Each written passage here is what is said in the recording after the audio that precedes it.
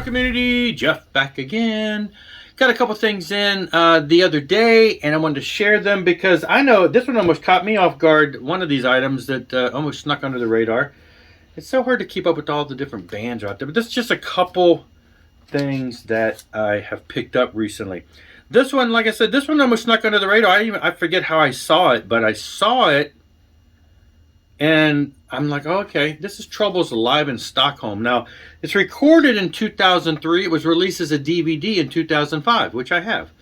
And so it's been a live concert, but never, I don't think it was ever released, as a musical thing, CD or anything. So they have released it on, all the Trouble stuff was reissued on vinyl not too long ago, and on Hammer Heart Records. And so it makes sense that they would have come back and put this on. It just came out in 2022. But because I had all the other Trouble albums, maybe I just didn't notice this one. But it came out. It's a double record set. I believe it's in multiple colors. I just got the black one. But it caught my eye because when I did look it up and found it on other sites, it's always in the $36 realm. I mean, it's an import. But it was on Amazon for $20 and change. $20 and change. I couldn't believe that. I almost didn't think I was going to get it because I just didn't think that could be. How can they be selling a Hammerheart record import, but Prime? It wasn't even like it was a third party. It was a Prime record. Anyway, so yeah, Live in Stockholm has Trouble riffing through a fantastic greatest hit set list. Yeah, yada.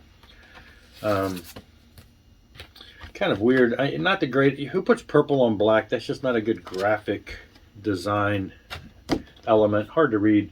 But anyway, it's a gatefold. Like I said, it's just on black, so nothing really to show there. No insert or anything. I mean, there's not a whole lot to say. It's just recorded live November 2003. This is good. This does have the regular lineup with Eric Wagner on vocals. So I know they recently reissued one of the live albums. I think it was an acoustic album with one of the other singers. I'm pretty sure it's a more recent one. So it's great to have some live Eric Wagner era material now that he's gone. This other one I picked up also from Amazon, and I forget how it was. Somehow recently I got it's weird. I had renewed my contacts the other day, and I got a gift card rebate for that. I've been getting a lot of weird little gift card type rebate fill-ins, and this one wasn't from my contacts, but I got one from Amazon for like $15, and so I went ahead and bought this because it's like the last Sabotage album of the reissues that I needed. It did recently come out. Actually, I thought it was coming out in April, but it came out already in, I guess, February. And I always wait for them to drop in price, but when I dropped $15 low on it, it brought it back down to where I could justify it. And I wanted to have the last one in the series. And so there is going to, apparently, the only other album by them that's officially released, more or less, is the Live in Japan.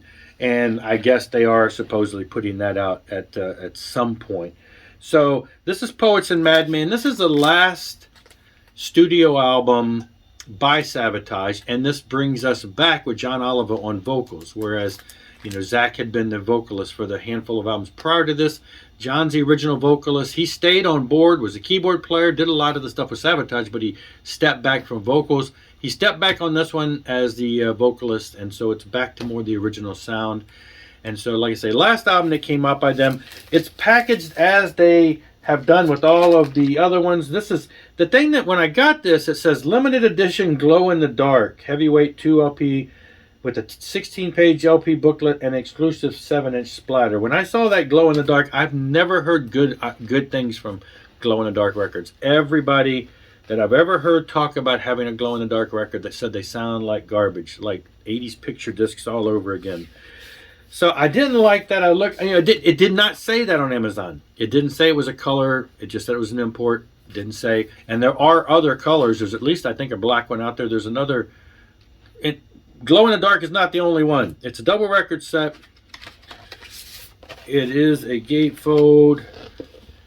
Anyway, needless to say, I was a little concerned. But then I popped the needle down on it, and it was quiet as a mouse. Anyway, I didn't have any issue with the sound. So I was excited. Maybe they've learned to do it right, and some companies have not. So typical translucent looking.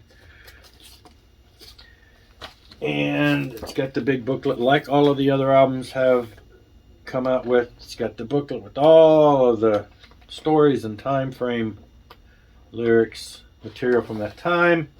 And like I said, here it comes with a 7-inch. This is not glow in the dark. It's a splatter. It is a single-sided 7-inch, so it's just flat on the other side. And it's got an extended version of Awaken, which is a song from the album.